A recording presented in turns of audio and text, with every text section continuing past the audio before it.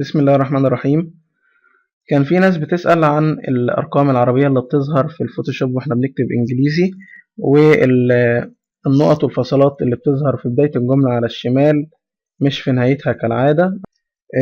في البداية أحب أقول إن الأرقام اللي احنا بنكتب بيها حاليا هي أرقام هندية مش أرقام عربية، والأرقام العربية الأصيلة أو الأصلية هي الأرقام الإنجليزية اللي احنا بنكتبها باللغة الإنجليزية حاليا برضو. نيجي بقى لحل المشكلة دي. لو احنا جينا نكتب أي جملة،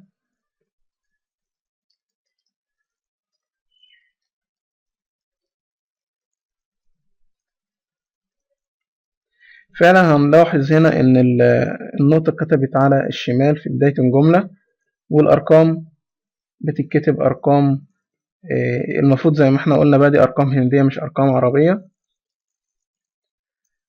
طيب ايه حل المشكلتين دول؟ هنيجي مثلا على أول حاجة هي الأرقام، نيجي نحدد الأرقام لو احنا كتبناها، ونيجي نضغط على الأيقونة دي تظهر لنا الشاشة دي اللي قدامنا دي الصغيرة دي.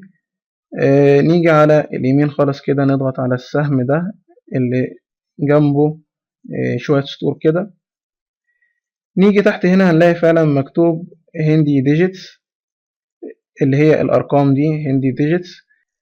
احنا مش عاوزينها هندي، احنا عاوزينها عربيك او الديفولت بتاع البرنامج زي ما احنا قلنا برضو بتتكتب بالانجليزي. برضو عشان نتأكد ان الارقام دي مش عربية، هنيجي نضغط على Arabic Digits، هنلاقيها فعلا اتحولت للأرقام المعتادة بتاعتنا اللي احنا بنقول عليها أرقام إنجليزي.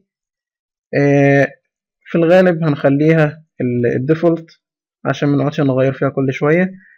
بتتحول لأرقام بالشكل ده، أو من البداية مثلا لو هي كانت تيجي تكتب بعد كده هتكتب لك الأرقام بتاعتنا من البداية، إما إنك أنت بتغيرها أو إنك أنت بتكتب وبعدين تحول الأرقام عادي عشان ما تعيدش الشغل اللي انت عملته او الكتابة اللي انت عملتها. دي كانت الارقام. نيجي بقى على النقطة والفصلات اللي بتتكتب في بداية الجملة. هنيجي برضو هنا لو احنا كتبنا بنيجي نحدد الجملة، ونيجي من فوق هنا هنلاقي فيه محاذاة كده اللي هو سهم وقدامه علامة كده. احنا هناخد السهم الشمال ده، لما نضغط عليه فعلا هنلاقي ان النقطة اتحولت او الفصلات اتحولت من الشمال الى نهاية الجملة. وبإيدك برضو إنك أنت تغير براحتك حسب ما أنت عاوز. بكده نكون حلينا مشكلة الأرقام ومشكلة النقط والفصلات. يا رب تكونوا استفدتم. السلام عليكم ورحمة الله وبركاته.